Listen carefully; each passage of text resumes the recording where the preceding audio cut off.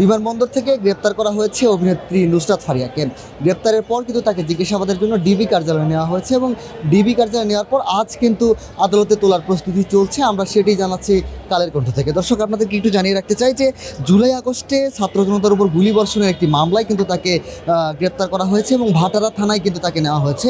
ভাটারা থানায় একটি মামলায় কিন্তু তাকে এই গ্রেপ্তার দেখানো হয়েছে। আমরা একটু জানিয়ে রাখতে চাই যে মামলা যে নথি সেখানে লেখা রয়েছে যে ছাত্র জনতার আন্দোলনে কিন্তু যখন এক দফা আন্দোলনে রূপান্তরিত হয় এই আন্দোলনটি, তখন কিন্তু তারা অস্ত্রশস্ত্রে সজ্জিত হয়ে কিন্তু ছাত্র জনতার উপর হামলা করে এবং গুলিবর্ষণ করে। এই আসামি কিন্তু নুসরাত ফারিয়া, সেই কারণেই কিন্তু ইমিগ্রেশন পুলিশ তাকে গ্রেপ্তার করেছে। তিনি কিন্তু গতকাল থাইল্যান্ডে যাওয়ার একটি প্রিপারেশন নিচ্ছিলেন, সেখান থেকে কিন্তু পুলিশ তাকে গ্রেপ্তার করেছে এবং পরবর্তীতে ভাটারা থানায় হস্তান্তর করে এবং পরবর্তীতে প্রাথমিক জিজ্ঞাসাবাদ করার জন্য ডিবি কার্যালয়ে নেওয়া হয় এবং ডিবি কার্যালয়ে জিজ্ঞাসাবাদ শেষে আজ কিন্তু আদালতে তোলা হচ্ছে তাকে।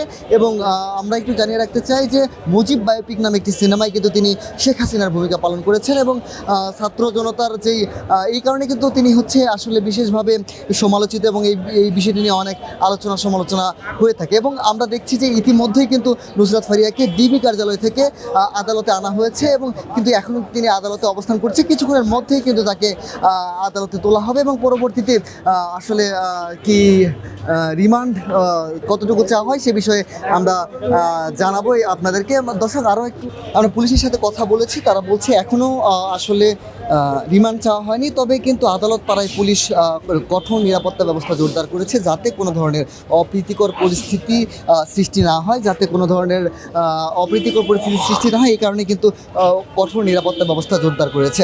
আপনাদেরকে আরও একটু জানিয়ে রাখতে চাই, গতকাল কিন্তু দুপুরে থাইল্যান্ড যাওয়ার উদ্দেশ্যে কিন্তু বিমানবন্দরে যায় নুসরাত ফারিয়া এবং সেখান থেকে ইমিগ্রেশন পুলিশ তাকে গ্রেপ্তার করে এবং একটি ভিডিও কিন্তু সোশ্যাল মিডিয়ায় আপনারা দেখেছেন। এবং এর পরবর্তীতে কিন্তু আজ কিন্তু তাকে আসলে আদালতে তোলা হচ্ছে এবং এখনও কিন্তু পুলিশের পক্ষ থেকে কোনো প্রকার রিমান্ড চাওয়া হয়নি। তবে আমরা দেখছি যে এই কোর্টপাড়ায় কিন্তু আলাদা নিরাপত্তা ব্যবস্থা জোরদার করা হয়েছে।